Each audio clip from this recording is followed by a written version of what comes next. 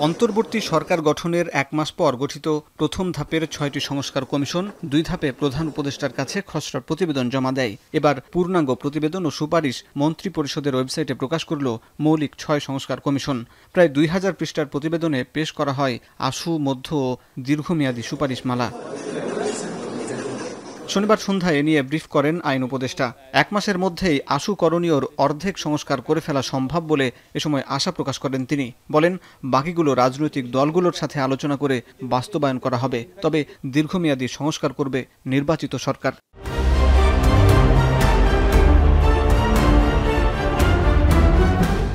সংবিধান সংশোধন সংক্রান্ত যেই সমস্ত প্রস্তাব দিয়েছেন, প্রত্যেকটা প্রস্তাব রাজনৈতিক দলের সাথে ঐক্যমতের ভিত্তিতে এটাকে গ্রহণ করা হবে কি হবে না সেই ডিসিশন নেওয়া হবে।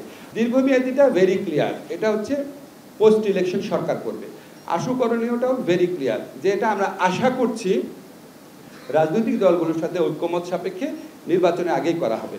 আর যেটা মধ্যমেয়াদী, এটা ডিপেন্ড করে যে আপনার কতটুকু রাজনৈতিক দলগুলো করতে রাজি আছে, ঐক্যমত আছে নাকি সেখানে।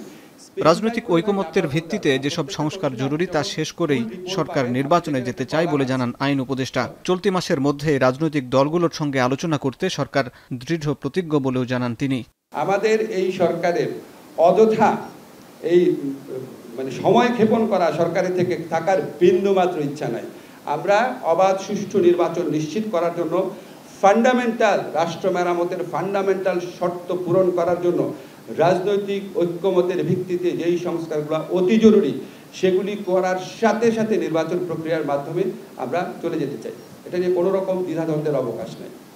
জুলাই ঘোষণাপত্র ইস্যুতে ছাত্রনেতারা যথেষ্ট সংযমের পরিচয় দিচ্ছে বলে জানান আইন উপদেষ্টা। জুলাই গণঅভ্যুত্থানে যারা পক্ষরাষ্ট্ররা যারা আছেন ওনারা সবাই এই প্রক্রিয়াটা একটু বেগবান করার চেষ্টা করবে, কারণ এটা আমাদের একটা ঐক্যের দলিল, এটা কোনো আইনি দলিল না। এটা হাসিব বিল্লাহ, এখন, ঢাকা।